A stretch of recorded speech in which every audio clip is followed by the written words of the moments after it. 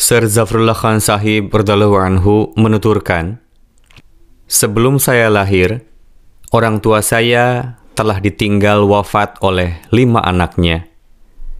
3 di antaranya wafat pada masa ketika ayah saya masih menempuh pendidikan, sedangkan yang 2 lagi wafat ketika ayah saya menekuni bidang advokasi.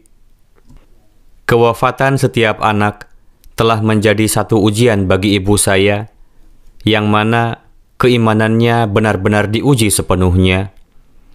Namun dengan karunia Allah Ta'ala dan kasih sayangnya, beliau tetap teguh dalam menghadapi setiap ujian itu, dan tidak pernah langkah beliau tergelincir dari jalan kebenaran. Kisah selengkapnya sangatlah panjang, namun akan saya sampaikan beberapa di antaranya sebagai contoh, yang darinya akan menjadi jelas bagaimana jenis ujian dan ketulusan dan keimanan ibu saya.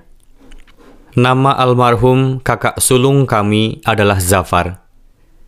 Di antara semua anak, Zafar dan Rafiqlah yang paling banyak disebut-sebut dengan penuh kecintaan oleh ibu saya. Beliau sangat memuji wajah mereka yang rupawan. Zafar baru berusia beberapa bulan ketika ibu kami berkesempatan mengunjungi orang tuanya di daerah Data Zedka.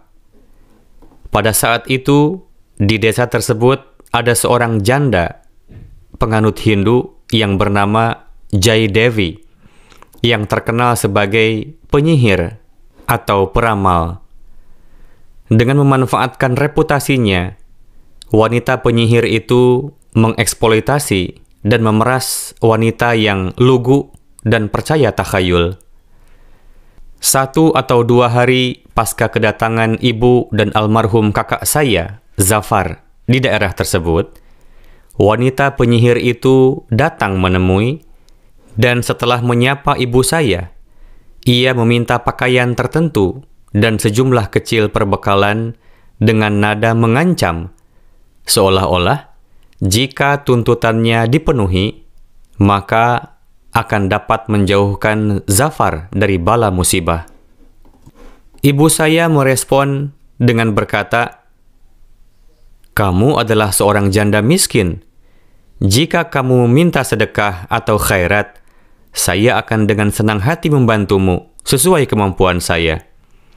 Namun, saya sama sekali tidak percaya dengan santet atau tenung. Saya hanya percaya bahwa Allah lah yang berkuasa untuk menghidupkan dan mematikan seseorang, dan tidak mengakui kekuatan lain dalam hal ini. Saya menganggap hal seperti itu sebagai syirik, dan saya membencinya. Saya tidak siap untuk menyerahkan apapun kepadamu atas dasar itu." Wanita penyihir itu merespon ucapan ibu saya dengan mengatakan, "Kalau begitu, sebaiknya kamu pikirkan lagi. Jika kamu ingin bayi kamu hidup, kamu harus menuruti permintaan saya." Beberapa hari kemudian, ketika ibu saya sedang memandikan Zafar, wanita penyihir itu muncul lagi, dan sambil menunjuk ke arah bayi, ia bertanya, "Apakah itu Pangeran Sahi?" Ibu saya menjawab, "Ya, benar." Kemudian penyihir itu mengulangi lagi permintaannya, dan mendapat tanggapan yang sama dari ibu saya, yang membuatnya agak terhina. Penyihir itu bergumam, "Baiklah kalau begitu. Jika memang kamu dapat membawa anak itu kembali hidup-hidup, maka anggap saja saya salah." Lalu si penyihir itu pergi dengan gusar. Ibu saya mengatakan, yang akan terjadi adalah yang sesuai dengan kehendak Tuhan. Kemudian, baru saja penyihir itu sampai di pintu luar, dan Zafar masih dimandikan, tiba-tiba Zafar muntah dan mengeluarkan darah.